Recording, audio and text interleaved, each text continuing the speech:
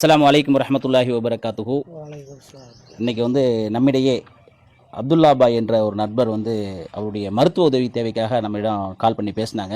அவருக்கு என்ன பிரச்சனை அப்படின்னு நம்ம கேட்க போகும்போது ஒரு பயங்கரமான ஒரு வியாதியை சொன்னாப்புல. அதாவது மூக்கில் கேன்சர் வளர்ந்துருக்கு, அதை உடனடியாக அகற்றலை அப்படின்னு சொன்னால் உயிருக்கே ஆபத்தான ஒரு சூழ்நிலையை உண்டாக்கிடும் அப்படின்ற ஒரு தகவலை நம்மக்கிட்ட சொன்னாங்க. அவர் பொருளாதாரத்தில் மிகவும் பின்தங்கியவர், போதுமான வருமானங்கள் இல்லை. ஏன்னா இவர் தன்னுடைய வாழ்வியல் நெறியாக இஸ்லாத்தை ஏற்றுக்கொண்டவர்.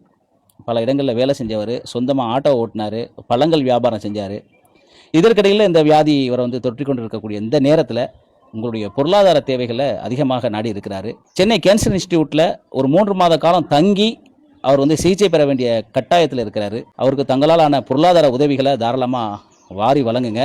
ஒரு மனிதரை வாழ வைத்தவர் முழு சமூகத்தையும் வாழ வைத்தவர் என்ற சொல்லுக்கேற்ப உங்களுடைய பொருளாதாரங்கள் அவரை சேரட்டும். உங்களுக்கு என்ன மாதிரியான ட்ரீட்மெண்ட் எடுக்க சொன்னாங்க? எங்கெங்கெல்லாம் போய் காமிச்சிங்க? ஃபஸ்ட்டு திருவாரூர் மெடிக்கலில் காமிச்சேன். ஏன்னா அங்கே தான் ஃபஸ்ட்டு நான் முதல்ல தடவை ஆப்ரேஷன் பண்ணேன்.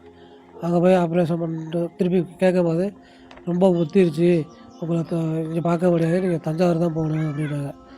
ஃபஸ்ட்டு பண்ணும்போதே அவங்க பயாப்சி எல்லோரும் வாங்க சொன்னபோது நான் போய் கேட்டதுக்கு இல்லை நல்லா இருக்குது அப்படின்னு சொல்லிட்டாங்க.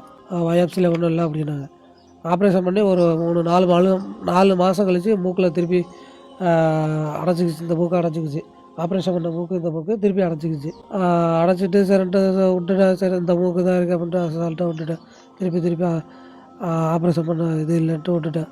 அதுக்கப்புறம் தொடர்ச்சியாக உடம்பு ரொம்ப சோர்வாயிரும். அடுத்தடுத்து உடம்பு முடியாமல் போயிடும். கொஞ்சம் நல்லா இருப்பேன், அப்புறம் நான் முடியாமல் போயிடும், அப்புறம் நல்லா இருப்பேன். இந்த மாதிரி இருக்கும்போது திருப்பி 2 மூக்கையும் இந்த தடவை அடைச்சிக்கிச்சு. 2 மூக்கையும் அடைச்சிக்கிட்டு மூச்சு விட முடியாமல், வாயால் மூச்சு விட முடியாது, நாக்கெல்லாம் வறட்சியாக போயிடும், நாக்கெல்லாம் வறண்டு போயிடும். போய் டிவிஎஸ் ஹாஸ்பிட்டலில் பார்க்க சொன்னாங்க. போய் பார்த்தா எல்லாம் டெஸ்ட்டெல்லாம் எடுத்து MRI scan, CT scan, MRI scan, எல்லா ஸ்கேனு, ப்ளட் டெஸ்ட்டு, அப்புறம் பயாப்சி மூக்கில் ஆப்ரேஷன் அந்த கட்டியை அறுத்து பயாப்சி கொடுத்து அதுக்கப்புறம் அந்த ரிசல்ட்டு தான் அந்த ரிசல்ட்டு. அது மூக்குக்குள்ளே கேன்சர் கட்டி இருக்குதா, உடனடியாக ஆப்ரேஷன் பண்ணணும். எப்படி தான் இவ்வளோ நாளாக இருந்தியா மூச்சு விட்டுக்கிட்டு உடனே ஆப்ரேஷன் பண்ணணும், இல்லைனாக்கா சொல்ல முடியாத கண்டிஷன். மூளை வரையும் போயிருக்குது இந்த கட்டி. கண் பார்வை கண்ணுக்கு போகிற நரம்பையாக அமுத்திக்கிட்டு இருக்கு.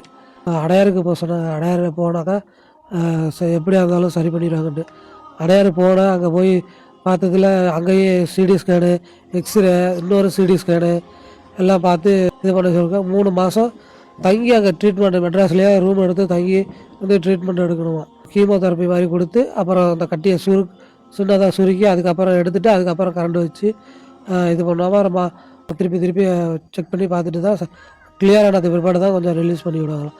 அது வரையும் நல்லா செக் பண்ணி பார்ப்பாங்க அப்படின்னு சொல்லியிருக்காங்க. இப்போது இதுக்கெல்லாம் உங்களுக்கு போதுமான அளவுக்கு பொருளாதாரங்கள் இருக்குது. அந்த பொருளாதாரத்தை எப்படி நீங்கள் தயார் பண்ணுறீங்க?